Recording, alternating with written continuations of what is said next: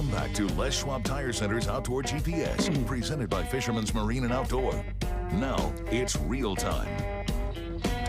One of the best parts about being the only live interactive fishing and hunting television show ever is that we're able to bring you reports live from the water as we speak, Saturday morning on the 23rd of March, and we were lucky enough to have Bill Monroe Jr. from Bill Monroe Outdoors, a great source for us here at Outdoor GPS. But today he's out with clients chasing some salmon. He's being a professional right now. Let's see how the fish is. Bill, how are you? Salmon fishing. Yeah. I forget that that's what we're here to do. We're salmon fishing. Yeah, it looks a little like spring Chinook fishing, doesn't it? What? I was just going to ask, hey, what happened to the sun? I'd like it back. This is cold. It looks cold, and again, that's spring Chinook fishing in Oregon. Now you're out on the Columbia, Bill, yeah. And we know that you don't want to like give us the rock you're standing on, but where you are, what are you seeing? How many boats? Any action yet this morning? We have officially seen more sea lions than boats. So that's a plus. Not ideal. No, so we've been out since about 6:30 a.m. sunrise, and it rained as hard as I've ever seen it before, and then instantly stopped the next minute. So it's like showers kind of day, typical springer weather. Haven't seen a fish hooked. There's about 6 boats around me today here in the lower river. We're below Longview. I like to fish the lower river just for the aspect of, down here you can get access to multiple runs of fish, which, it could be the Willamette, the Upper Columbia, you got Talus, Lewis, Kalama.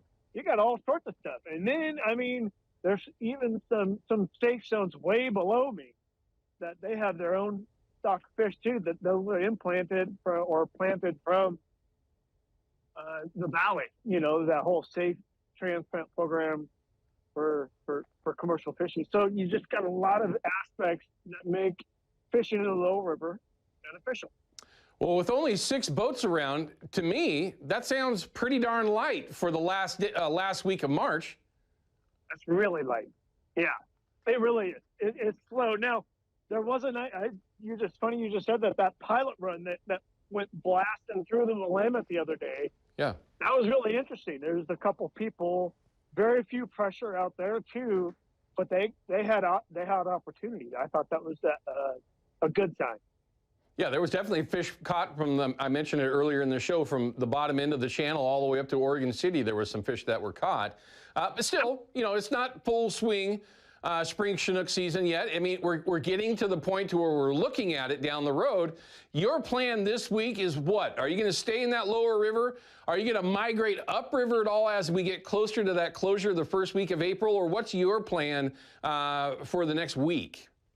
If there is some massive pot of fish that show up like in the next, week down here in the lower river, and then it slows down like the next 2 days or something, then going upriver would make sense. But because we're going off of like our past history, these spring runs have actually trended later and later and later and later, which makes sense to just stay put, especially since you get these, I don't know how to say meaningful opportunities, but this is a really kind of early opportunity, and it's becoming earlier and earlier and earlier. We only get to like the first week of April. So, and these spring Chinook, they're not in a hurry, whereas August, fall Chinook, they're in a hurry. They're good to go. These springers, they don't do anything till like July. They don't do much. So they don't like travel super fast across the dam or anything. The water's like perfect. So that's a plus. Now, you've only been fishing for a short period of time to this point, right? Yeah. How's it been for you as far as any success to the 23rd of March? Yeah, I haven't gotten to put one in a net yet. I've had a couple opportunities though, so that's kind of interesting. This is only my second real trip. Gotcha. So that's a thing. Yep. I have a couple buddies out here. They've all had like maybe 3 or 4 bites each, and some have actually been lucky and they've gotten 2 or 3 of them. That's a thing. But there's so few boats out. It's just, yeah. And it cooled down. This is what I was just talking about. It's cold, really cold. What kind of water temperature are you getting down there, Bill? That is a really interesting piece of the puzzle. You know, we usually like that. Last year we had 39, 40. Remember that? Yeah. We had snow on the hills all the way up to like Longview. There was snow. Yes. This year we've got 46.8 degree water. 46? Yeah. This is kind of warm down here. Wow. The ocean probably has a little bit to play with that because the tide does go all the way, you know, kind of to Longview. But yeah, it's 40. It's almost 47 now, and that's ideal herring water. This is good stuff. So my next question obviously is going to be, that's perfect temperature. If you ran into a fish, in theory, they should be snapping all over the place if you actually ran into one. Would you agree?